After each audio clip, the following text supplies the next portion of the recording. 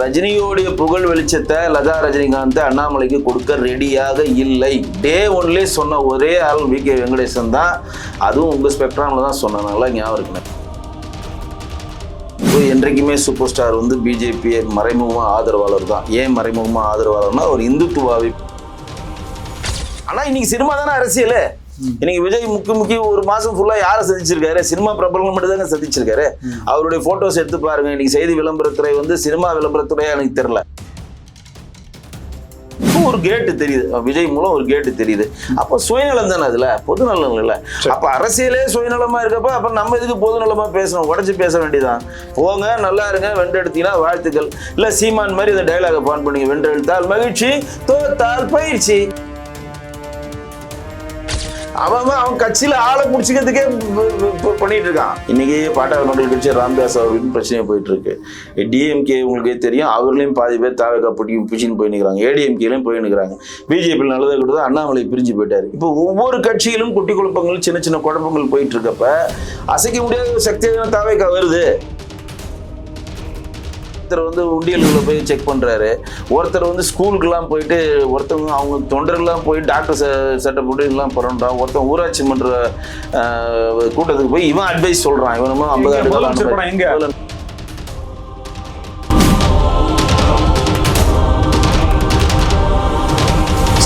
தமிழ் நேயர்களுக்கு வணக்கம். நம்மோடு அரசியல் விமர்சகர் வெங்கடேசன் இருக்கிறார், பேசலாம் சார். வணக்கம். வணக்கம் ஜி. சூப்பர் ஸ்டாரை சந்தித்து இருக்கிறார் தமிழக பாஜக தலைவர் நயினார் நாகேந்திரன். என்ன காரணம்? காரணம் ஒன்றும் இல்லை, வழக்கமான சந்திப்பு. என்றைக்குமே சூப்பர் ஸ்டார் வந்து பிஜேபி மறைமுகமாக ஆதரவாளர் தான். ஏன் மறைமுகமாக ஆதரவாளர்னா ஒரு இந்துத்துவாவை பின்பற்றுபவர், சனாதனத்தை போற்றுபவர். டிஎம்கே வந்து வீரமணி அவர்கள் வழியில் வந்து கிட்டத்தட்ட வந்து கடவுள் மறுப்பு கொள்கையும் மூட நம்பிக்கையும் பெரும் லெவலா மக்கள் மனதில் பரப்பி அதன் மூலம் ஆட்சியை பிடித்த அந்த காலகட்டத்திலேயே அவர்களுக்கு எதிராக ஸ்ரீ ராகவேந்திரன் தன் 100வது படத்தை எடுத்தவர் திரு ரஜினிகாந்த்.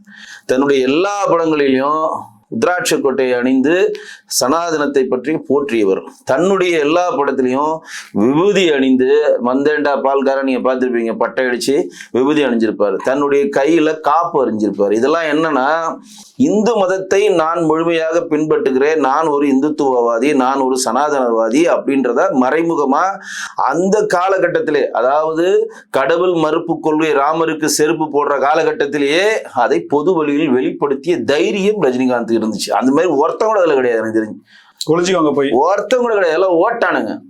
ரஜினிகாந்த் பாட்டு நீ பாட்டு என்ன வேணா பண்ணீங்க, ராமருக்கு செருப்பு மேல போடு, இந்து மறுப்பு சொல்லு, கடவுள் மறுப்பு சொல்லு, கடவுள் இல்லைன்னு சொல்லு, கடவுளை குடும்ப முட்டாள், கடவுள் காட்டு முன்னாடி எதை வேணா சொல்லு. ஆனா அவர் எதை பத்தி கவலைப்படாம தன்னுடைய எல்லா படங்களையும் அவரு தன்னுடைய கையில் வந்து ஸ்ரீ ராகவேந்திராவோட காப்பு அணிவதை அவர் மறுக்கல, தன்னுடைய நெத்தியில் விபூதி பட்டை எழுத மறுக்கல, உத்ராட்ச கோட்டையோட தான் அவர் காட்சி அளித்தாரு. அவர் காட்சி அளித்தது மட்டுமில்லாமல் அவர்கள் ரசிகர்களும் அதை பின்பற்றினாங்க. அதுதான் இங்க நம்ம வந்து முக்கியமா ரசிகர்கள் இருக்கக்கூடிய செய்தி என்னன்னா, அவர்கள் ரசிகர். நாலாம் சின்ன பிள்ளை இருக்கப்ப எனக்கு நல்லா ஞாபகம், 8th படிக்கிறப்ப கையில காப்பு போட்டிருப்போம், பட்டை அடிச்சுப்போம், குங்குமம் அடிச்சுப்போம். இன்னைக்கு பாதி பேர் பட்டை அடிக்கிறதுக்கு காரணம் திரு ரஜினிகாந்த் கூட நான் சொல்லுவேன். அந்த மாதிரி அவர் இந்துத்துவ தத்துவத்திலிருந்து வந்தவரை இன்றைக்கு எங்களுடைய பாரதிய ஜனதா கட்சி மாநில தலைவர் நயினார் நாகேந்திரன் சந்திச்சிருக்காரு. குறிப்பா லதா ரஜினிகாந்தினுடைய அந்த பேட்டிக்கு அப்புறமா அவர் சந்திக்கிறது ஒரு முக்கியத்துவம் பெறுகிறது. என்னன்னா, அவங்க சந்திப்பது வந்து ஒரு நார்மல் சந்திப்பு தான். அது வந்து ஒரு புத்தக வெளியிட்டு கொடுக்கறதாகட்டும், இன்னைக்கு இருக்கக்கூடிய அரசியல் நிலவங்களை பேசுவதாகட்டும். ஏன்னா ரஜினிகாந்தை பொறுத்தவரை இன்னைக்கு ஒரு கட்சி சார்பான ஆள் கிடையாது. அவர் ஸ்டாலின் அவர்கள் வந்து தோல்வி அடைந்தோம், தன்னுடைய நண்பன் வந்து கஷ்டப்படக்கூடாதுக்காக நான் போய் பார்த்தேன்றதை பொது வழியில சொன்னவர். அவரு ஜானகி அம்மாவுடைய 100ஆண்டு விழாவுக்கு தன்னுடைய பொது வழியில ஜானகி அம்மாவை பாராட்டி, அவர் வந்து அவங்கள பாராட்டி வந்து ஏடிஎம்கே பேசி கொடுத்து அதெல்லாம் கூட டெலிகாஸ்ட் ஆச்சு, நீங்க பார்த்திருப்பீங்க. எல்லா கட்சியும் பொதுவானவர் தான் இருக்கிறாரு, எல்லா இறப்பு நிகழ்வுகளுக்கும் போறாரு, எல்லா நல்லதுக்கும் போறாரு. சோ அவர் வந்து பிஜேபிக்கு மறைமுக ஆதரவாளர் அப்படின்றத நான் ஒத்துப்பேன். ஆனா அவர் மறைமுக ஆதரவாளர்னா அவர் முழுக்க கடவுள் ஏற்கும் கொள்கையும் இந்துத்துவ கொள்கையும் ஃபாலோ பண்றவர். இப்ப கமல் எடுத்தீங்கன்னா அவர் ஃபாலோ பண்ண மாட்டார். பிஜேபிக்கு ஆதரவாளர்னு சொல்றீங்க, அப்போ அண்ணாமலைக்கு அப்படின்ற ஒரு கேள்வி வருது. என்னன்னா, இந்த நிகழ்வு அண்ணாமலை வீதி லீடர்ஸ் ஆரம்பித்த பிறகு நடக்கக்கூடிய சம்பவங்கள், லதா ரஜினிகாந்த் பாண்டிய அவர்கள் பேட்டி எடுக்கிறாரு, வானதி சீனிவாசனை பேட்டி எடுக்கிறார். அதுக்கு தெரிவிக்கக்கூடிய சில கருத்துக்கள் ரொம்ப ஒரு சர்ச்சைக்குள்ளான. லதா ரஜினிகாந்த் பாண்டேக்கெல்லாம் முன்னாடியே நம்ம உடைச்சி ஸ்பெக்ட்ரம்ல நம்ம தான் ஃபர்ஸ்ட் சொன்னோம். என்னன்னா அன்பார்ச்சுனேட்டா அது கொண்டு போய் சேர்க்க முடியல நம்மளால. நம்ம தான் ஃபர்ஸ்ட் ரஜினியோடைய ஆமா ரஜினியோடைய புகழ் வெளிச்சத்தை லதா ரஜினிகாந்த் அண்ணாமலைக்கு கொடுக்க ரெடியாக இல்லை. டே ஒன்லயே சொன்ன ஒரே ஆள் வி.கே. வெங்கடேசன் தான். அதுவும் உங்க ஸ்பெக்ட்ராம்ல தான் சொன்னனால ஞாபகம் இருக்கு எனக்கு. அதுதான் இப்ப நடந்துட்டு இருக்கு. என்னன்னா நம்ம அந்த அளவுக்கு கொண்டு போய் ரீச் பண்ண முடியல. அவங்க பெரிய சேனலா இருக்கனால ரீச் பண்றானுங்க, அவ்வளவுதான், வேற ஒரு வித்தியாசம் இல்லை. இப்பயும் சொல்றேன், எந்த காரணத்தை கொண்டும் திரு அண்ணாமலை அவர்களுக்கு ரஜினியோடைய புகழ் வெளிச்சம் ஒரு சொட்டு கூட தரைவதற்கு லதா ரஜினிகாந்த் அனுமதிக்க மாட்டார். ரஜினிகாந்தினுடைய டிராவல் முழுக்க முழுக்க இந்துத்துவாதின் மேலும் சனாதன தர்மத்தின் மேலும் மோடி அவர்களுடைய மரியாதைக்கு மேலும் பாரதிய ஜனதா கட்சியினுடைய மறைமுக ஆதரவு மேலும் தான் போயிட்டு இருக்கும். தவிர அதை தாண்டி அவர் வெளியில வரவே மாட்டார். அவர் ஓட்டு யாருக்கு போடுறாருன்றது எனக்கு தெரியாது, அதுக்குள்ள நான் சொல்ல வரல. அவர் யாருக்கு ஆதரவு தெரிவிப்பாருன்னு நான் சொல்ல விரும்பல. அவருடைய கொள்கையும் பிஜேபியின் கொள்கையும் கிட்டத்தட்ட சமநிலையில் இருக்கிறது அப்படின்றது தான் என் பதிவு. ஏன் அப்படின்னா, இன்றைக்கு கடவுள் மறுப்பு கொள்கை பெரிய பிரதானமா பேசுறதுனாலதான் இன்னைக்கு கமல்னு ஒருத்தர் காணாம போனாரு. வேற அரசியலையும் காணாம போனாரு, சினிமாவிலையும் காணாம போறதுக்கு ரீசனை தான். இப்ப உதயநிதி அவர்களுடைய ஃபண்டு எந்த அளவு இனிமேல் ரிலீஸ் ஆகும், ரெட் ஜெயின் மூலம் பிளாக் மணி எப்படி கமலுக்கு கொடுத்து அவர் இனிமேல் படம் எடுக்கிறதுக்கு எப்படி சாத்தியமாகும், அதெல்லாம் பெரிய கொஸ்டின் மார்க்கா இருக்கு கமலுக்கு. ஆனா ரஜினி அவர்களுக்கு அப்படி கிடையாது. அவர் எந்த காலத்திலையும் யாரையும் பகைச்சது கிடையாது, யாரையும் ஒட்டி உறவானதும் கிடையாது. எல்லாரையும் எட்டி நின்று அவர்கள் நல்லது கெட்டதுல பயணிக்கிறாரு. இன்னைக்கு தேதி அண்ணாமலை ஜி எல்லா இடத்துலயும் நாங்க ரஜினி ஆதரவு பெற்ற வேட்பாளர், ரஜினி ரசிகர்லாம் எங்கள்கிட்ட சேரணும்னு சொல்லி தம்பட்டம் அடிக்கிறத லதா குடும்பத்திலும் விரும்பவில்லை, ரஜினி குடும்பத்தார் விரும்பவில்லை. அதனாலதான் லதா மேடம் இன்னைக்கு வாலண்டியா வம்படியா ஒரு இயக்கத்தையே ஆரம்பிச்சது இல்லாம லீடிங்கான எல்லா சேனல்லையும் பேட்டியும் கொடுக்குறாங்க. நீங்க எல்லாத்தையும் வலைதளம் மூலம் சொல்லி காட்டுறீங்க. 4 பேருக்கு சாப்பாடை போட்டு 100 பேர் போட்டேன்னு காட்டிக்கிறீங்க. நாங்க வருஷ கணக்காக போட்டு தான் இருக்கிறோம். நீங்க 2-3 பேருக்கு கண்தானம் கொடுத்துட்டாங்க, கண்தானம் கொடுத்தோன்னு சொல்றீங்க. நாங்க வருஷ கணக்காக செஞ்சுட்டு இருக்கோம். நாங்க அதை ஆவணப்படுத்தல, இனிமேல் ஆவணப்படுத்துவோம். இனிமேல் ஆவணப்படுத்துவோம்னா என்ன அதுல ஒரு கொஸ்டின்னா, இனிமேல் நாங்களும் வலைதளத்துல சக்சஸா இருப்போம். இனிமேல் நாங்க என்னென்ன பண்றோமோ டாக்குமெண்ட்ரி பண்ணி அதை உடனுக்குடனே டிஜிட்டல் மீடியால கொண்டு போய் ரஜினி இதெல்லாம் பண்ணாருன்னு கொண்டு போய் சேர்க்கிற வேலையை நாங்க தொடங்க போறோம் அப்படின்றத அவங்க பதிவு. அந்த பதிவு மூலம் நம்ம இன்டைரக்டா என்ன சொல்றாங்கன்னா, ரஜினியோடைய புகழுக்கும் ரஜினியோடைய படத்தையும் ரஜினியோடைய பேரையும் யாரும் பயன்படுத்த கூடாது அப்படின்னா என்ன அர்த்தம்? இங்க ரஜினி எனக்கு தான் சொந்தம், இந்த எம்ஜிஆர் பிடிச்சி எல்லா கட்சிக்காரும் தொங்குவானுங்களே. விஜய் முதற்கொண்டு பிடிச்சி தொங்குறாரு. எம்ஜிஆர் எங்களுக்கு சொந்தம், ஏடிஎம்கே எங்களுக்கு சொந்தம், டிஎம்கே எங்க பெரிய போனவர் ஸ்டாலின் அவர்கள், எல்லா கட்சிக்காரர்களும் எம்ஜிஆர் பிடிச்சி தொங்குற மாதிரி ரஜினியை அந்த மாதிரி ஒரு பேசும் பொருளை ஆக்கக்கூடாதுன்றதுல ஸ்டாண்ட்ல ரொம்ப தெளிவா இருக்காங்க. அப்ப அண்ணாமலைஜி ஏதோ ஒரு புது கட்சி ஆரம்பிச்சாலும் அவருக்கும் ரஜினிக்கும் சம்பந்தம் இல்லை, அவருடைய குட் புக்கில் இவர் இல்லை அப்படின்றதுதான் இந்த மீட்டிங் ப்ரூவ் ஆகுது. அண்ணாமலை எப்படி என்னுடைய பெயரை யாரும் பயன்படுத்த கூடாது, புகைப்படத்தை பயன்படுத்தக்கூடாதுன்னு வெளிப்படையா அறிவிப்பு செஞ்சாரோ, அது போல சூப்பர் ஸ்டார் ரஜினிகாந்த் அவர்கள் சொல்லல. நான் சொல்லிட்டார், ரஜினி சொல்லிட்டாங்க, எங்களுடைய புகைப்படத்தையே என் படத்தையே யாரும் பயன்படுத்தக்கூடாதுன்னு ரஜினி சொல்லிட்டார். சொல்லி அறிக்கையே வந்துருச்சு. ஆனா நீங்க சொல்றதுல ஒண்ணு ஏற்க மாட்டேன். அண்ணாமலைஜி சொல்றதுக்கும் ரஜினி சொல்றதுக்கும் நிறைய டிஃபரெண்ட் இருக்குங்க. இது எப்படி இருக்கு? இது ரஜினி சொல்றதுக்கும் அண்ணாமலை சொல்றதுக்கும் நிறைய டிஃபரெண்ட் இருக்கு. ரஜினின்றது ஒரு ரீச்சுங்க. நீங்க சமத்தட்டுல நிறைய பேர் இருக்கா சார், ரஜினிகாந்த் அவர்களுக்கான வாக்குகள் அப்படிங்கிறது இப்ப இருக்கா? ஜெனரேஷன் கேப், வாக்குகிட்டே போலங்க. ஜென்சி வாக்கு என்ன தாக்கத்தை ஏற்படுத்த ரீச் தாங்க. ரஜினி சொன்னா ரீச்சிங் பலன் என்னன்னு அது அடுத்ததுங்க. அரசியல் இல்லங்க, ரஜினி கட்சி ஆரம்பிச்சாதான் அதுக்கு பதில் நம்ம சொல்லணும். நம்ம சொல்றது ரீச். ஒரு டைலாக ஒருத்தர் சொல்றதுக்கும் சாதாரண ஒரு டைலாக அண்ணாமலை சொல்றதுக்கும் விஜய் சொல்றதுக்கும் ரஜினி சொல்றதுக்கும் டிஃபரெண்ட் இருக்கு. அண்ணாமலை சொன்னார்னா ஒரு 30% அந்த செய்தி போச்சுன்னா, விஜய் சொன்னா 80% போகும், ரஜினி சொன்னார்னா 100%. சினிமா மட்டும்தான், சினிமா தாண்டி அரசியலுக்கு வராது. ஆமா, ஆனா இன்னைக்கு சினிமா தானே அரசியல். இன்னைக்கு விஜய் முக்கிய ஒரு மாசம் ஃபுல்லா யாரை சந்திச்சிருக்காரு? சினிமா பிரபலங்கள் மட்டும் தாங்க சந்திச்சிருக்காரு. அவருடைய போட்டோஸ் எடுத்து பாருங்க. இன்னைக்கு செய்தி விளம்பரத்துறை சினிமா விளம்பரத்துறையா எனக்கு தெரியல. ஒரு தொழிலதிபரை சந்திச்சாரோ, ஒரு புது ஒப்பந்தம் சம்பந்தப்பட்டதோ, ஒரு கான்ஃபரன்ஸ் கலந்துகிட்டாரு, இல்ல ஏதோ ஒரு மாவட்டங்கள் சுற்றுப்பயணம் போனாரு, அது பண்ணாரு, இது பண்ண எதுவுமே இல்லை. டெல்லி போயிட்டு வந்தாரு, உட்காந்து மூவாம்பில கார் ஓட்டினாரு, இதை பண்ணாரு, அதை பண்ணாரு, இதான ஓடுது. தவிர சினிமா பிரபலங்களை சந்திக்கிறது தான் இங்க ஒரு பேசும் பொருளாகுது. அந்த மாதிரிதான் இப்ப சொல்றேன். ரஜினி அவர்கள் தன்னுடைய புகைப்படத்தையும் இதையும் யாரும் பயன்படுத்தக்கூடாதுன்னு ஏன் சொல்றாருன்னா, இதை வைத்து அண்ணாமலை போன்ற ஆட்கள்லாம் குளிர்காயக்கூடாது அப்படின்றதுக்காக தான் அவர் சொல்றாரு. அண்ணாமலை ஏன் சொல்றாரு அப்படின்னா, அவர் இப்ப ஆரம்பிச்சு ஒரு கட்சி ஆரம்பிக்க போறாரா, என்ன ஆரம்பிக்க போறாருன்னு தெரியல. அவர் என்ன பண்றாரோ பண்ணட்டும். ஆனா அதுக்கு முன்னாடி அண்ணாமலை பேரவை, அண்ணாமலை நண்பர் கூட்டம், அண்ணாமலை பக்கத்து வீட்டு கூட்டம், அண்ணாமலை எதிர் வீட்டு கூட்டம்னு சொல்லலாம் நிறைய பேர் ஆரம்பிச்சு வச்சிருக்காங்க. அதை யாரையும் நம்ம பேரை வச்சு மிஸ்யூஸ் பண்ணக்கூடாது. ஏன்னா இன்னைக்கு தாவேகாவுடைய பெரும் பிரச்சனை என்ன? இன்னைக்கு பாலியல் வன்முறையில் 50 to 70% யார் ஈடுபடுறாங்கன்னு செய்தி வருது. தாவேகா உறுப்பினர் தானே வருது. ஏன்னா எல்லாம் இளம் பசங்களா இருக்காங்க. நீ கஞ்சா கடத்தல் ஆகட்டும், பாலியல் சம்பந்தம் அத்துமீறல் ஆகட்டும், போக்சோல கைது பண்ற எல்லா செய்திகள்ல ஒரு 70% தாவேகா நிர்வாகிகள் தானே வருது. அந்த மாதிரி எதுவும் வந்துடக்கூடாதுனால அண்ணாமலைஜி அது பண்றாரான்னு எனக்கு தெரியல. எனக்கு தெரிஞ்சு ரஜினியோடைய கம்பாரிசன் நீங்க அண்ணாமலை கொண்டு வரது எனக்கு ஏற்புடையதா இல்லை. ஏன்னா அண்ணாமலை இப்பதான் வளரக்கூட ஒரு தலைவர். இனிமேல் தான் அவர் என்ன பண்ண போறாருன்னு பாக்க. அண்ணாமலைக்கு தேவைப்படுறாரா ரஜினி சாருடைய புகழ்? அண்ணாமலைக்கு இன்னைக்கு எல்லாருமே தேவைங்க. ஓசியில போனா எல்லாரையும் வந்துருவாங்க. அந்த மாதிரி 18 லட்சம் பேர் வந்திருக்காங்க வாக்குகள். அதாவது கரகாட்டம் படத்துல நீங்க செந்தில் ஒரு காமெடி பண்ணுவாரு. என்ன காமெடினா, மோர் கொடுப்பாரு சண்முகராஜன் சார், மோரை குடிப்பாரு. கொஞ்ச நேரம் கழிச்சு டீ வந்துடும்.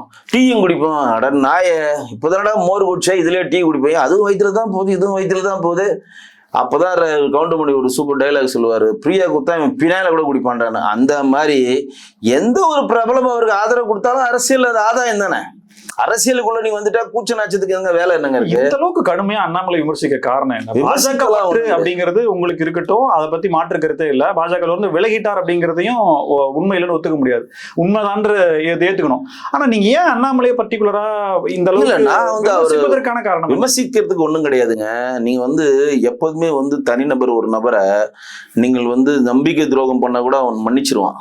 தனிநபரா திறக்கக்கூடிய ஒரு பெரும் கூட்டத்தையே நீங்க முட்டா பீஸ் மாதிரி ஆக்கிட்டீங்கன்னா அது யாரும் ஜீரணம் பண்ண முடியாது. ஒரு பெரும் கூட்டத்தை மட்டும் ஆக்காம பெரும் தலைவரையே முட்டா பீஸ் மாதிரி அவர் ட்ரீட் பண்ணிட்டு போயிட்டாரு அப்படின்ற வருத்தம் எல்லாருக்குமே இருக்கும். ஜனநாயக நாட்டுல எல்லாருக்குமே இருக்குங்க.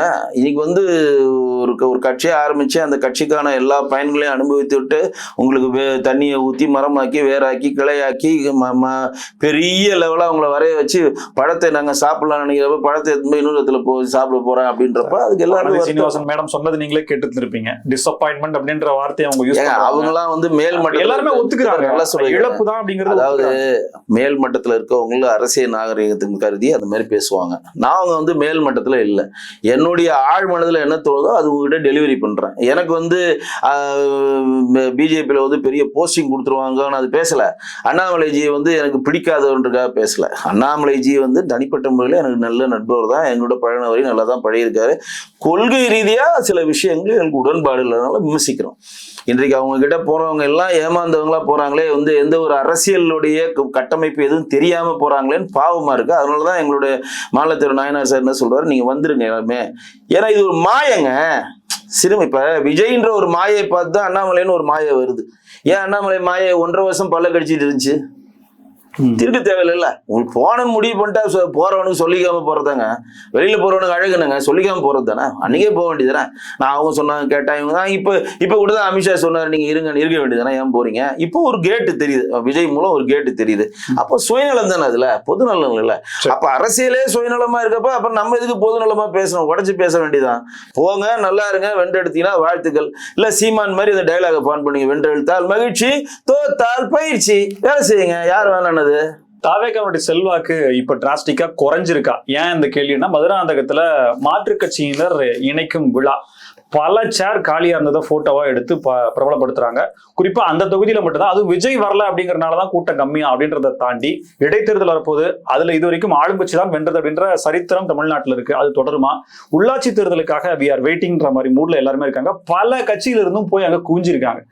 சொந்த கட்சிக்காரரையே வேற கட்சியிலிருந்து வந்தவங்க மிரட்டக்கூடிய செய்தியும் வந்திருக்கு. என்ன நடக்குது தாவேகால? வரக்கூடிய தேர்தலில் என்ன நடக்கும்? தாவேகால எந்த ஒரு ஹைப்பும் குறையல, நல்லா தெரிஞ்சுங்க. ஏன் குறையலன்னா, நீங்க இந்த புஷியானது, ஆதவ வஜனா, இந்த அருண்ராஜ், நிர்மல் குமார் இவருங்கெல்லாம் வச்சிங்கன்னா 10 பேர் கூட வரமாட்டாங்க எந்த கூட்டத்துக்கும். காலி சேரில் தான் மின்னும்.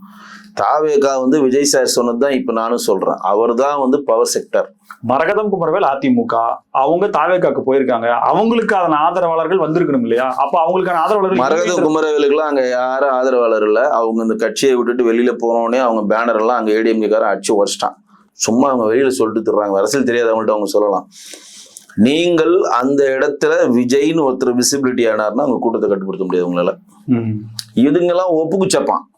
அது மாண்புமிகு அமைச்சர் ஆதவ அர்ஜுன் ஆகட்டும், மாண்புமிகு புஷியானந்த் அவர்களாகட்டும், நிர்மல் வருண்ராஜ் ஆகட்டும், வேற யார் யார் அங்கே இருந்தாங்களோ அவங்களுக்குலாம் ஒப்புக்கு சப்பான் தான் தவிர அவங்களுக்கும் மக்களை கூட்டுற திறனும் ஓட்டு வாங்குற திறனும் மக்கள் மனதில் வென்றெடுக்க திறனும் எதுவுமே கிடையாது. ஒரு துளி கூட கிடையாது. வழக்கு கூட போடட்டும், ஒரு துளி கிடையாது. 234 தொகுதி விஜய் தான். அவர் என்ன சொன்னாரோ அது நடந்துருச்சு. ஒவ்வொரு இடத்துல தொகுதியில் நான் தான் நிக்கிறேன் நடந்துருச்சு. நீங்கள் எல்லா இடத்துலயும் நான் தான் போய் சொல்லிக்கணும். நான் தான் போக்குவரத்துறை அமைச்சர், நான் தான் உணவுத்துறை அமைச்சர், நான் தான் நகர்ப்புற அமைச்சர், நான் தான் குடிநீர் அமைச்சர், நான் தான் பொதுப்பணி அமைச்சர், நீங்க தான் மாத்தடிக்கணும் தவிர அங்க வந்திருக்கக்கூடிய தொண்டர் கூட்டங்களுடைய கண்கள் எதை நோக்குகின்றன? விஜயை மட்டும்தான் நோக்கும். ஆனா உங்களை மாதிரி ஆட்கள் தான் அவருக்கு கரெக்ட்னு அவர் நினைக்கிறார். அறிவார்ந்த அரசியல் தெரிஞ்சவங்கள அவர் வச்சுக்கிட்டா விஜய் தலைவராக முடியாது. ஸோ இந்த பீஸு கரெக்ட் பீஸ் அவருக்கு. அதனால இன்றைக்கு தேதி இப்போதைக்கு நான் சொல்றேன், மிகப்பெரிய லெவல்ல தாவேகா வளர்ந்து கொண்டு இருக்கிறது. அதை மறுக்கவே கூடாது. ஆனா அதற்கு ஏற்ற மாதிரி செயல் திட்டங்களை பிஜேபி இப்போது முன்னெடுக்க போறாங்க. அதுக்கு இது வளராம இருக்கிறதுக்கும் காங்கிரஸ் அவங்களை உள்ள கொண்டு வரதுக்கும் அது மீறி நம்ம என்னென்ன பண்ணலான்றதுக்கான கான்செப்டை நம்ம உள்ள கொண்டு வர போறோம். ஏன் வளர்ந்துட்டு இருக்கு அப்படின்னு சொல்றோம்னா, இன்றைக்கு தாவேகா வளர்ச்சியை தேர்தல் ரீதியாக ஒருத்தர் கட்டுப்படுத்த முடியும் அப்படின்னா திமுக அஇஅதிமுக ஒன்று சேர வேண்டும். காலத்தின் கட்டாயம். சீரியஸா சொல்றீங்களா? சீரியஸாவே சொல்றேன், காலத்தின் கட்டாயம், வேற வழியே கிடையாது. ஏன்னா இது நடக்காதெல்லாம் ஒன்றும் கிடையாது. புதுசுனா இவங்க நினைச்சு சொல்லியிருப்பாங்க, இங்க உடனே கீழே போட்டுருவானுங்க. இவர் டிஎம்கே பி டீம் வானுங்க, இல்ல ஏடிஎம்கே பி டீம் வாங்க. 2 பி டீமும் கிடையாது. ஒரு அரசியல் விமர்சகர் எப்படிங்க சாத்தியம்? திமுக இணைப்புங்கிறது என்ன?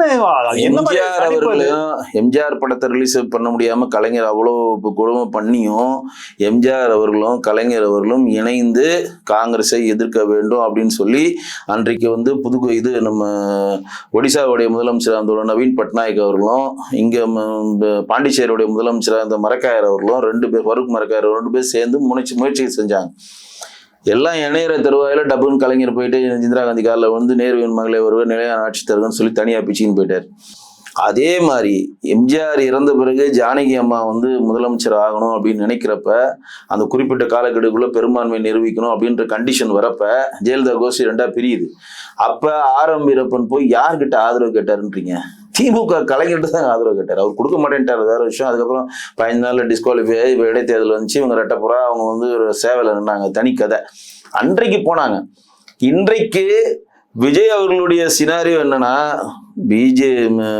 தாவேகா டிஎம்கே இந்த சினாரியோ நோக்கி நகரணும்னு அவர் ஆசைப்படுறாரு. பிஜேபி அவர் என்ன நினைக்கிறாருன்னா, சென்ட்ரல் இருக்கிறதுனால ஒரு பகையும் பண்ணல, வெல்கமும் பண்ணல, காமனா வச்சுக்கலாம்னு பிளான்ல வச்சிருக்காரு. இங்க முழுக்க ஏடிஎம்கே உள்ள ஃபுல்லா வச்சு நம்ம டிஎம்கே உள்ள கொண்டு வந்துட்டு டிஎம்கே தாவேகா அவங்க சொன்ன சினாரியோ நோக்கி நடந்து ஒரு கட்சியை கரைச்சாதான் ஒரு கட்சி இங்க நிலை பெற முடியுன்ற கான்செப்டுக்கு அவங்க வராங்க. ரைட்டா? இந்த கான்செப்ட் வரணுன்றத எடப்பாடி அவர்கள் புரிஞ்சுக்கணும், நம்ம ஸ்டாலின் அவர்கள் புரிஞ்சுக்கணும். இன்றைக்கு நீங்க பழைய பகையை பார்த்துக்கணும், இன்றைக்கு நாங்க இது பண்ணுவோம், அதை பண்ண போறோம், இது நாங்க எதிர்கட்சி, நாங்க தீய சக்தி, நாங்க உங்களுக்கு எதிராளர் நீங்க நினைச்சுக்கிட்டே இருக்கலாம். ஒரு சாமானியமான கற்கவனுக்கு இது ஏற்புடையது இல்ல. ஒரு தலைவரா சேர்ந்து திமுக அதிமுக இணைப்பு அப்படிங்கறத சேர்ந்து நடந்துக்கலாம். இப்ப வாக்களித்த மக்களோ இல்ல, மக்களே மாநிலங்கள்ல வைக்கப்பட்ட விமர்சனங்களோ வைக்கப்பட்ட கருத்துக்களோ என்ன ஆகும்? பொது வழியில மறுபடியும் அடுத்த தேர்தலுக்கு எப்படி போய் நீங்க தேர்தல் வாக்கு கேட்க போறீங்க? அரசியல் அதெல்லாம் மறந்து போயிடுவாங்க. நான் என்ன சொல்றேன்னா, இன்றைக்கு ஒரு பொது எதிரியை வீழ்த்தணும் அப்படின்னு நினைக்கிறப்ப நீங்க அப்படி சொல்லுங்கன்னா முரண்பாடு உச்சம் சொல்லுவா. அதிமுக முரண்பாடு உச்ச சொல்றேன், தாவேகாவை நீங்க ஸ்ட்ராங் தானே பண்றீங்க.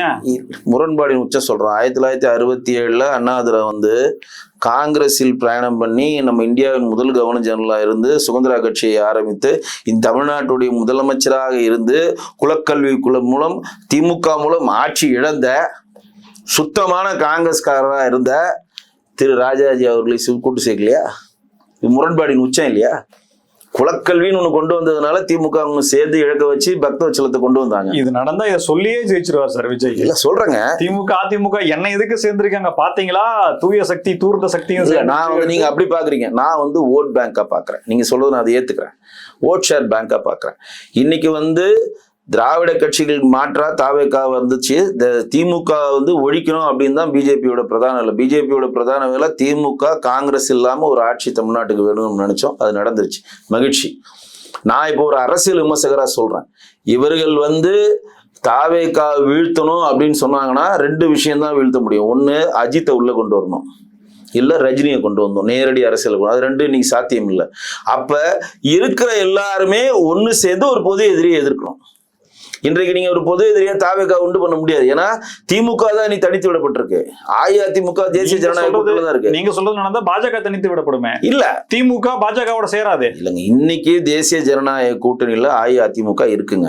சரி சார், இப்ப திமுக அதிமுக இணையதுன்னா பாஜகவுக்கு இடமே இல்லையா போயிருமே. அதாவது நான் சொல்றது வந்து இந்த மாதிரி சினாரியோர வந்தாதான் ஒரு ஷேக்கு நீங்க கொடுக்க முடியும்னு சொல்றேன். நான் வந்து இணையம்னு நான் சொல்லலை, இது மாதிரி ஒரு ஷேக்குனா இப்படிதான் வந்தாதான் முடியும். இந்த ஷேக்கு நீங்க கொடுக்காம நீங்க தனியா ஒரு ஆடு போய் செயல்பட்டு, இந்த பக்கம் ஒரு ஆடு செயல்பட்டு, அந்த பக்கம் ஒரு ஆடு மாறி மாறி செயல்பட்டா சிங்கம் ஸ்ட்ராங்கா தான் இருக்கும். சிங்கிளா வந்து ஆட்சியில இவ்வளவு அவ்வளவு நடக்குது, சட்டம் ஒழுங்கு பிரச்சனை நடக்குது, சிங்கப்பெண்ணு கொண்டு வந்தாங்க, அதெல்லாம் எந்த அதிகாரமும் கிடையாது. அங்கங்க நிர்வாகிகளே என்னென்ன செயல் ஈடுபட்டு இருக்காங்கன்றது நீங்களே சொல்றீங்க. எந்த திட்டமும் கொண்டு வரல, சினிமாக்காரங்களா சந்திச்சிருக்காங்கன்னு நீங்களே சொல்றீங்க. இதெல்லாம் எடுத்து சொன்னால சினிமாக்காரங்களா சந்திக்கிறாங்க, திட்டங்கள் எதுவுமே வரல. அவர்கள் ஆட்சியில சட்டம் ஒழுங்கு வந்து பாலியல் குற்றங்கள் அதிகமாயிடுச்சு. உருப்படியான ஒரு ப்ராசஸ் இங்கே பண்ணல. மின்வெட்டில் மக்கள் அவதிப்படுறாங்க, வீட்டில் இறங்கி போராடுறாங்க. கைது பண்ணுற பாலியல் சம்பந்தமான பிரச்சனைகளில் பாதி பேர் தாவேக்காவை சேர்ந்தவர்களாக இருக்கிறாங்க தான் இன்னைக்கு செய்தித்தாளில் வருது. ஆனாலும் நாங்கள் தாவேக்காவுக்கு தான் ஓட்டு போடுவோம் அடுத்த ஒரு தேர்தலையும். ஆமாம், ரொம்ப ஸ்ட்ராங்கா அவங்களுடைய ரசிகர்கள் இருக்கிறாங்க. நான் நிறைய ரெக்கார்டெல்லாம் போடுவாங்கன்னு நிறைய 3 வருஷத்தையும் தாண்டி முதலமைச்சரா இருப்பாருன்றாங்க. நிறைய காணொலியில சொன்னதை ஏத்துக்கங்க. என்ன அப்படின்னா, எல்லா கட்சியிலையும் ஒருத்தர் வந்து வேலை செய்யறானா அந்த கட்சியினுடைய தலைவர்கள் பிடிச்ச வேலை செய்வான், இல்ல சித்தாந்தத்தை பிடிச்ச வேலை செய்வான், இல்ல ஆட்சிக்கு வருன்ற நம்பிக்கையில வேலை செய்வான், இல்ல தனிப்பட்ட ஒரு தலைவருடைய கட்டமைப்புல வேலை செய்வான். அவனுக்கு அரசியலுக்கான சிறு புரிதல் இருக்கும், அந்த தலைவரை பற்றி ஒரு புரிதல் இருக்கும், அந்த கட்சியை தோற்றுவதில் பற்றி ஒரு வழிகாட்டுதல் இருக்கும். என்னைக்குனா அந்த கட்சி ஆட்சிக்கு வந்துன்னு ஒரு நப்பாசியில் வேலை செய்வான். இதெல்லாம் அவங்களோட ப்ராசஸ்ல செய்வான். ஆனா தாவேக்கால வேலை செய்யறவன் எல்லாமே எதுவுமே தெரியாம எப்படினாலும் எங்களுக்கு எது பண்ணாலும் விஜய் சார் தான் எங்க தலைவர்னு வேலை செய்யறான். Last whistle. ஏன் அப்படின்னா, நீங்க அவங்களை அரசியல் வயப்படுத்தவே முடியாது, அவர்களை அரசியல் வயப்படுத்தவும் அவங்க ரெடி இல்லை. இதை சொன்னா நீங்க பூமரங்கள் நீங்க அரசியல் வய அவனை படுத்திட்டீங்கன்னா அவன் யோசிச்சானா அவன் ஓட்டு போட மாட்டான். இன்னைக்கு எல்லா மினிஸ்டர்ஸும் காமெடி பண்ணுகிறாங்களா இல்லையா? நீ தாவேகா மினிஸ்டர் இந்த கீர்த்தனா டான்ஸ் ஆடிட்டு தெரியுது, அவன் தமிழன் பிரசனான்னு ஒருத்தர் வந்து ரிசர்வேஷன் வந்தவங்களாம் இறங்கி சொல்லிட்டு இவங்களை ஏற்றி அமைச்சேன்றான். ஒருத்தன் சுற்றுச்சூழல் அமைச்சது சுற்றுலாத்துறை அமைச்சர்ன்றான். இப்படி வந்து எல்லாரும் காமெடி பண்ணுறாங்க. நிர்மல் குமார் மைக் டைசன் ஆயிட்டாப்ல எல்லா பிரச்சனைக்கும். அவர் ஒருத்தர் வந்து உண்டியல்களை போய் செக் பண்றாரு, ஒருத்தர் வந்து ஸ்கூலுக்கு எல்லாம் போயிட்டு, ஒருத்தவங்க அவங்க தொண்டர்கள்லாம் போய் டாக்டர் சட்டை போட்டு எல்லாம் பண்றான், ஒருத்தன் ஊராட்சி மன்ற கூட்டத்துக்கு போய் இவன் அட்வைஸ் சொல்றான், இவனும் 50 முதலமைச்சர் போடான்னு. அது மாதிரி இது ஏன் சொல்றேன்னா, இவர்கள் எல்லாம் இருக்கிற வரைதான் விஜய் முதல்வராக இருக்க முடியும். வி.கே. வெங்கடேசன் போன்ற ஆட்கள்லாம் மினிஸ்டர் ஆயிட்டாருன்னா விஜய் முதலமைச்சராக இருக்க முடியாது. பாயிண்ட் புரியுதுங்க நான் சொல்றது? நீங்க வந்து இவங்களா இவ்வளவு பண்றாங்களே, அறிவார்ந்த சிந்தனையோட வீக்னஸா இருக்கிறதையே திமுக பாரம்பரிய கட்சி 75 ஆண்டு கால பவழ விழா கட்சி எதிர்க்க முடியலையா, அதை எதிர்கொள்ள முடியலையா? எம்ஜிஆர் காலத்துல அரசியல் பண்ண கட்சி இப்போ எதுக்கு தேவைப்படுது? திமுக இல்லைங்க, யாராலும் இன்னைக்கு எதிர்கொள்ள முடியாதுங்க. ஓப்பனா சொல்றேன், எதிர்கொள்ளணும் நீங்க அப்படின்னா, எதிர்கொள்ளணும்னா நீங்க அவர்களை மாற்றினாதான் எதிர்கொள்ள முடியும். அவன் மாற தயாரா இல்லையே, அவன் எல்லாத்தையும் ஏத்துக்கிற பக்குவத்துல இருக்கிற நீ எப்படி பேட்டியை பார்த்துட்டு ஒரே வரியில கீழே 2 வார்த்தை கதறுன்னு போட்டு போயிடுவான். ஆமா, அவன் வந்து எல்லாத்தையும் அக்ரி பண்றாங்க. நீங்க அவன் எல்லாத்தையும் அக்ரி பண்றான். அவனை அரசியல் மயமாக்க விஜய் சார் விரும்பல, தன்னுடைய மந்திரிகளுக்கு ட்ரைனிங் கொடுத்து அறிவார்ந்த சிந்தனை உள்ள ஆட்களை ஆக்க விரும்பல. இந்த மாதிரி ஆட்கள் தான் அவருக்கு தேவை. அந்த மாதிரி ஆட்கள் இருந்தால்தான் அவர் முதலமைச்சராக இருக்காரு. அவர் தான் அவரோட சிந்தனை. புஷி ஆனந்த் ஆகட்டும், ஆதவர்ஜன் ஆகட்டும், பெருன்ராஜ் ஆகட்டும், ஒரு 10 டிக்கெட்ல இருந்து எல்லாருமே வச்சுக்கிட்டு ஏன் பண்றாங்கன்னா, அவர்கள் பற்றி ஒன்றும் கிடையாது. ஒரு எக்ஸாம்பிள் சொல்றேன். இப்ப வந்து இவங்க எல்லாம் ஜெயிச்சு மினிஸ்டர் ஆயிட்டாங்க. இவர்கள் இல்லாம இப்ப இவங்க எப்படி போட்டிருக்காங்க மினிஸ்டர், ஒரு மாவட்டத்துக்கு இந்த மாதிரி போட்டிருக்காங்க. இவர்கள் இல்லாம அறிவார்ந்த சிந்தனை உடைய அரசியல் தெரிஞ்சவங்க நிறைய பேர் தாவேக்கால இருப்பாங்க, இல்லாமலாம் இருக்க மாட்டாங்க. ஏன்னா 1,80,00,000 பேர் ஓட்டு போட்டிருக்கான். அப்ப அவர்களை கொண்டு வந்து பிரைமரியா உட்கார வைக்கிறாங்கன்னா உட்கார வைக்க மாட்டாங்க. தனக்கான கூட்டம் தன் பேச்சை கேட்டு தனக்கு சொல்ற விஷயத்துக்கு எல்லாத்துக்கும் அக்ரி பண்ற கூட்டத்தை தான் தலைமை விரும்பும். அதுலதான் விஜய் சார் சக்சஸ் பண்றாரு. அப்ப நீங்க எதிரியை வீழ்த்தணும் அப்படின்னு சொன்னா எதிரி சிங்கம் மாதிரி ஸ்ட்ராங்கா இருக்கு. நீங்க தனித்தனி ஆடா பிரிஞ்சு இருக்கிறீங்க. எல்லா ஆடும் ஒண்ணு சேர்ந்தாதான் பொது எதிரியை வீழ்த்த முடியும். இது நாங்க பாரம்பரியான கட்சி, நீ திமுக ஆப்போனன்ட், இதுக்கு ஆப்போனன்ட், பொது எதிரியை வீழ்த்திட்டு அதுக்கப்புறம் அரசியல் களத்துல அது வேற இருக்க மாட்டாங்களே. அது அடுத்த கதைங்க. பொது எதிரியை வீழ்த்தணும் அப்படின்னா அரசியல் வயப்பட்டவர்கள் அரசியல் வந்தாங்கன்னா எந்த பிரச்சனையும் இல்லை. இப்ப அரசியல் வயப்படாதவர்கள் அரசியலுக்குள்ள வந்துட்டீங்க. உங்களுக்கு ஒண்ணுமே கட்டமைப்பே இல்லாமல் உச்சாணியில போய் உட்காந்துட்டீங்க. இப்ப கட்டமைப்பு நோக்கி திரும்புறப்ப கட்டமைப்பை வளர்ப்பீங்களா, மக்களை பார்ப்பீங்களா, கட்சியை வளர்ப்பீங்களா, இடைத்தேர்தல் அட்டன் பண்ணுவீங்களா? எதுவுமே இல்லையே. இப்ப விஜய் சார் ஒண்ணும் கிடையாது. இப்ப ஒரு அஞ்சு மாவட்டத்துக்கு தேர்தல் அறிவிச்சிட்டாங்கன்னா அவர் முழுக்க என்ன பண்ணுவாரு? 5 மாவட்டத்துல தான் கான்சென்ட்ரேட் பண்ணுவாரு. இங்க மக்கள் நலத்திட்டப்பட்டு என்ன நடந்திருக்கு? ஒண்ணுமே இல்லையே. அட்லீஸ்ட் டிஎம்கே பிரிவில் நடந்து ஓவர்ஃப்ளோனாச்சு நீங்க பண்ண மாதிரி சாதிக்கணும். அது கூட ஏன்னா டிஎம்கே அப்படிதான் பண்ணாங்க. எடப்பாடி எல்லாம் பண்ணி வச்சுட்டு போனோம், பாதி எடுத்து நாங்க பண்ணிட்டோம், ஜிடி நாயுடு பாலத்தை நாங்க போட்டோம், இதை நாங்க திறந்துட்டோம், அதை நாங்க ஓலா ராணிப்பேட்டை நாங்க திறந்துட்டோம், இந்த கம்பெனி நாங்க எல்லாம் அவர் பண்ணி ஒரு 70% முடிச்சுட்டு போனது 30% முடிச்சாங்க. அந்த மாதிரி பண்றீங்களா? அதுவும் கிடையாது.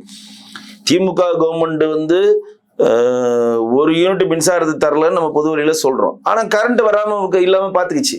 இப்ப நீங்க ஒரு யூனிட் மின்சாரமும் தயாரிக்க போறதில்ல, ஆனா கரண்ட்டுக்கு போகாம பாத்துக்கணும்ல. ஒரு சாமானியனுக்கு எப்ப கோவம் வரும்னா அவன் அடிப்படை இனத்துல போய் வந்துடும். அவன் நேரடியா பாதிக்கப்படுறப்ப கோவம் வந்துடும். அவனுக்கு நேரடியா பாதிக்கப்படுறப்ப கோவம் வரும். அது கரண்ட்ல பெருங்கோபம் வரும். ஏன்னா வெயில் காலத்துல கரண்ட் இல்லாதப்ப பெருங்கோபத்தை அறிவிச்சாங்க. தண்ணி காலத்துல தண்ணி இல்லைன்னா இன்னும் கோபத்தை அறிவிப்பாங்க. அந்த டைம்ல தான் பாதிக்கப்படுவாங்க. அதை இவங்க அறிவார்ந்த சிந்தனையான ஆட்களை வைத்து செய்யறாங்களா என்னன்னு எனக்கு தெரியல. இப்ப இந்த மாதிரி தண்ணி வரல, இப்ப நம்ம பிஜேபி காரனா இருந்தாலும் பிஜேபியில ஒரு நிர்வாக சம்பந்தமான ஒரு விஷயம் நடக்கலனாலும் இந்த மாதிரி வரலங்கன்னு தலைமை கொண்டு போவோம். ஆனா அந்த மாதிரி ஆட்கள் என்ன பண்றாங்க? அதையே நியாயப்படுத்துறாங்க. ஏன் திமுக ஆட்சியில் தண்ணி வந்துச்சா, பிஜேபி ஆட்சியில் தண்ணி வந்துச்சா, ஏடிஎம்கே ஆட்சியில் தண்ணி வந்துச்சா, இங்க மட்டும் ஏன் தண்ணி வேணும்னு கேக்குறீங்க? ஏன் மின்வெட்டு அப்படி வரல? அப்ப நீங்க அவங்களை எப்படி நீங்க திருத்துவீங்க?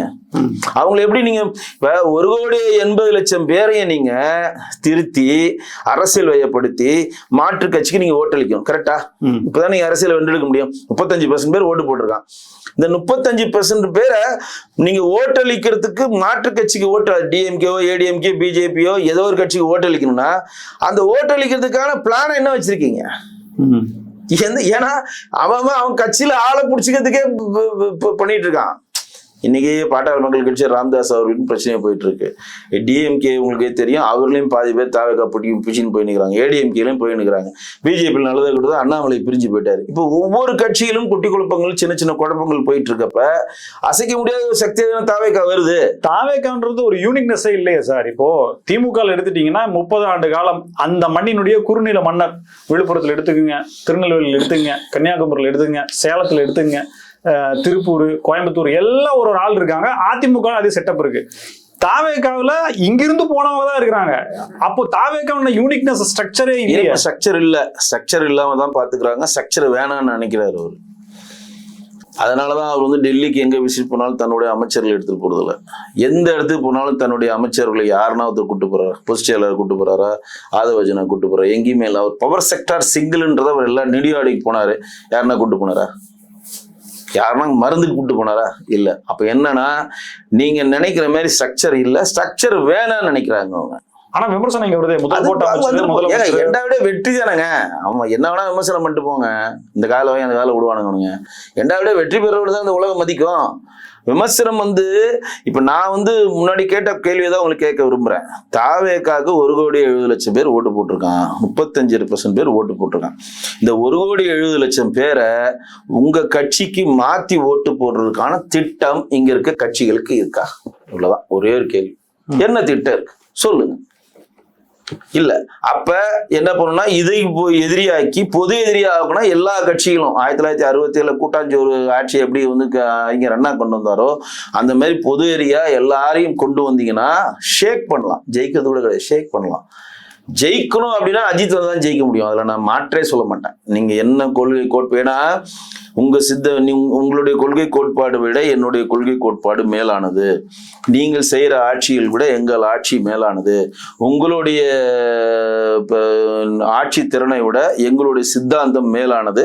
இந்த சித்தாந்தத்தின் மூலம் இவ்வளவு பேர் பயனடைஞ்சிருக்காங்க, இந்த கோட்பாடு மூலம் இவ்வளவு பேர் பயன்பெற்றிருக்காங்க அப்படின்றத அவர்கள்ட்ட புரிய வச்சு அவர்கள் அங்கிருந்து மாறி நமக்கு ஓட்டளிக்கணும். இதான அரசியல். நீங்க எதை பண்ணாலும் அவன் புரிய மாட்டேன். நீங்க எவ்வளவு நெகட்டிவ் பண்ணாலும் எங்க தலைவர் அப்படிதாங்க பண்ணுவாரு, எங்க தலைவர் சூப்பருங்க அப்படின்ற நீங்க என்ன சித்தாந்தத்தை புரிய வைப்பீங்க? 6 மாசம் அமைதியா இருங்க, அமைதியா இருங்க அப்படின்னுவாங்க. 6 மாசம் கழிச்சு இடைத்தேர்தல் வந்துச்சு, அது முடிஞ்சு எங்க தலைவர் செய்ய ஆரம்பிப்பாருவாங்க. இடைத்தேர்தல் முடிஞ்சோன்னா 2029 பார்லிமெண்ட் எலெக்ஷன் வந்துச்சு, அது முடிஞ்சு எங்க தலைவர் ஆரம்பிப்பாருவாங்க. இப்படியே ஓட்டுவானுங்க தவிர அவர்களால் எதுவுமே செய்ய முடியாது. செய்யறதுக்கான கட்டமைப்பு இல்லை. ஏன்னா அவர்களுக்கு என்ன பிரச்சனைனா காங்கிரஸை வச்சுக்கிறதா கைட்டி விடுறதா, பிஜேபியோட ஃபேவரா இருக்கணுமா எதிரியா இருக்குமா போயிடுமா, நம்ம 2 கம்யூனிஸ்டும் என்னைக்கு காலம் வருவானுங்கன்ற ஒரு பயம். முஸ்லீம் லீக் ஆட்டம் கட்டுக்கிட்டே இருக்கு, நம்மளுடைய காலு ஃபுல்லா ஆடிக்கிட்டே இருக்கு விஜய் சாருக்கு. எப்போ வேணா அந்த எடப்பாடி சொல்ற மாதிரி விழலாம். ஸோ அவர்களுக்கும் ஒரு பிரச்சனையை நோக்கி நகர்ந்துருக்கு. தவிர அவர்கள் இன்னைக்கு என்ன நினைக்கிறாங்கன்னா தமிழ்நாட்டை தாண்டி இப்ப இந்தி கூட்டணிக்கே தலைமையகம்லாம் ஒருத்தன் பேசுறான். இவன் பயங்கரமா பேசுறான்டா, வருங்கால ஜனாதிபதி எல்லாம் மாதிரிலாம் பேசுறானுங்க. அதுக்கு ஒன்றும் பண்ண முடியாது. நான் கேட்கறது ரொம்ப சிம்பிளான விஷயம் தான், திரும்பி பதிவு செஞ்சு நிறைவு செய்யறேன். 1,80,00,000 பேர் வாக்களித்தவர் 35% வாக்களித்தவர்களே, உங்களுடைய கட்சிக்கு அவர்கள் வாக்களிக்குவதற்கான உங்ககிட்ட என்ன திட்டம் இருக்கு, என்ன சித்தாந்தம் இருக்கு, என்ன அறிவுபூர்வமான வேலைகள் செய்வீங்க, என்ன மாதிரி விஷயங்களை மக்களிடம் சேர்ப்பீங்க? ஆனா நீங்க என்ன மாதிரி விஷயங்களை மக்களிடம் அந்த 1,80,00,000 பேர் சேர்த்தாலும் அவன் அதை 5 பைசாக்கு ஏத்துக்கவும் மாட்டான், மதிக்கவும் மாட்டான், அதை பத்தி பேசவும் மாட்டான். கரெக்டா? அந்த மனையில தான் அவன் இருக்கிறான். அப்ப அவனை எப்படி மாத்துவீங்க? கரெக்ட். அப்ப நீங்க மாத்த முடியல, நீங்க என்ன பண்ணுவோம்? இன்னொரு 1,80,00,000 இன்னொரு 2.5 கோடியை நீங்க உருவாக்கணும். அதுதான் சொன்னேன். எல்லாரும் சேர்ந்துதான் நீங்க விஜய் எதிர்த்தாகணும், வழி கிடையாது. அப்போ எழுத்தாதான் அவர் நகர்த்த முடியும். ஏன்னா 1,80,00,000 மாதிரி திமுக வாங்கின ஓட்டு, ஏடிஎம்கே வாங்கின ஓட்டு, மாற்றுக் கட்சியில் வாங்கின ஓட்டுலாம் எல்லாம் ஒன்னா ஆக்கி கூட்டாஞ்சோறு மாதிரி ஆக்கி பொது வீழ்த்திட்டு அதுக்கப்புறம் நீங்க திங்க் பண்றது வேற விஷயம். நீங்கள் அவர்கள் அரசியல் வயப்படுத்தவே முடியாது. 2வது என்னன்னா, இன்னைக்கு அவர்கள் நம்ம கிட்ட எல்லாம் சின்ன பசங்களா இருக்கிறாங்கனாலதான் மாற்றுக் கட்சியில் இருக்கக்கூடிய பெரிய பெரிய ஆட்கள்லாம் கட்சியில சேர்த்துக்கிட்டே இருக்கிறாங்க. ஏன்னா அவர்களுடைய எக்ஸ்பீரியன்ஸ் நமக்கு யூஸ் ஆகணும் தான் ஏடிஎம்கேல சாரசாரவா போறான், டிஎம்கேல சாரசாரையா போறான், கட்சியில சாரசாரையா போறான். பிஜேபில இருந்து ஒருத்தனாச்சும் போறானா? போக மாட்டான். ஏன்னா பிஜேபியில இருக்கவங்களாம் சித்தாந்தத்தின் அடிப்படையில் இருக்கிறான். தேசியம் தெய்வம் இரு கண்களும் மோடிஜி அவர்களுடைய கட்டமைப்பின் அடிப்படையில் இருக்கிறவன் அங்க போக மாட்டான். ஏன்னா பதவின்றது இன்னைக்கு வரும் நாளைக்கு போகும், நமக்கு சித்தாந்தம் முக்கியம்னு இருக்கிறான், அது தனி. அவன் வளர்றான் வளரல, எம்எல்ஏ ஆகிறான்லாம் அது தனி. கடைசியில் நாங்க இப்படியே இருந்துட்டு போறோம்ன்ற அந்த கட்டமைப்புல இருக்கிறான். மாற்று இருக்கவங்க எல்லாம் அதிகாரத்தை நீக்கி ஓடுறாங்க. ஆனா அதிகாரத்தை நோக்கி ஓடுறாங்க. மேயர மாடு நக்கர மாடுக்கு கதையா? அங்க தாவேக்காவும் காலியாகவும் இவரும் காலியாவாங்க. பாஜக அண்ணாமலை பின்னாடி ஓடிட்டாங்களே. பாஜக உங்களுக்கு இப்பயே சொல்லிட்டேன், அண்ணாமலைஜி பின்னாடி போறவங்க கூடிய விரைவில் கண்டிப்பாக அங்க இருக்கக்கூடிய சூழ்நிலையை புரிந்து கொண்டு நம்மளோடு இணைவார்கள். வரட்டும். அதாவது தாவேக்காவினுடைய தாக்கம் அப்படிங்கிறது அரசியல் கட்சிகள்ல அனைத்து இடங்களையுமே ஒழிச்சிருக்கு. நீங்க ஒரு புது பார்வை வச்சிருக்கீங்க, திமுக அதிமுக அப்படின்ற மாதிரி விஷயங்களை வச்சிருக்கீங்க. கமெண்ட்ல என்ன சொல்ல போறாங்க, தலைவர்களுடைய கருத்து என்ன, காணொலியை பார்த்துட்டு என்ன சொல்ல போறாங்கன்றதை பொறுத்து பார்க்கலாம். தகவலுக்கு நன்றி. மீண்டும் சந்திப்போம். இணைந்திருங்கள் ஸ்பெக்ட்ரம் தமிழோட. நன்றி நேயர்களே.